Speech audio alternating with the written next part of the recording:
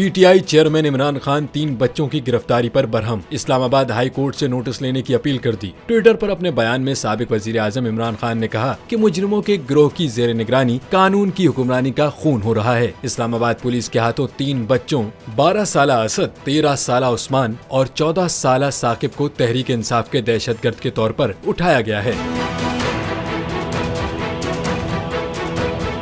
बच्चों की गिरफ्तारी पर अपना शदीद रद्द-ए-अमल जाहिर करते हुए चेयरमैन पाकिस्तान तहरीक इंसाफ इमरान खान ने मजीद कहा कि तीनों बच्चों को नाबालिगों के कानून के बरखिलाफ अदालती रिमांड पर जेल भिजवा दिया गया है। मेरी इस्लामाबाद हाई कोर्ट के चीफ जस्टिस से इल्तिमास है कि मुदाखलत करें, इन तीनों नौजवानों की रिहाई के अहकामात सादिर करें।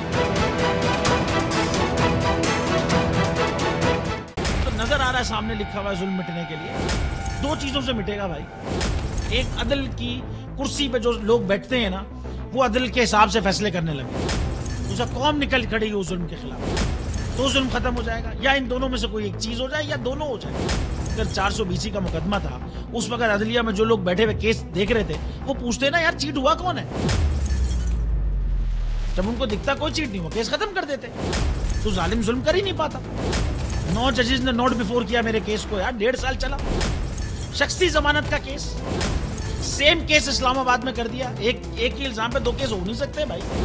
मतलब 60 दिन का वक्त होता है। 102 दिन के बाद मैं जीत गया, केस बरी हो गया। 102 दिन के बाद अपील फाइल की, एक्सेप्ट कर ली। नहीं करते ना एक्सेप्ट, खत्म हो जाता ना जुल्म यार। भरी अदालत में मुझे बरी कर दिया, फिर पता नहीं क्या हुआ 2.5 घंटे बाद का नोट बिफोर। मैं नहीं सुनता ये केस, खड़े रहते अपने फैसले, मिट जाता जुल्म। अल्लाह ताला ने बिठाया इस कुर्सी, इन कुर्सियों पे इनको यार, ये अल्लाह ताला की तरफ से फैसले करते हैं। तो या तो ये फैसले आएंगे, जुल्म मिट जाएगा, या कौम खड़ी हो जाएगी जुल्म के खिलाफ।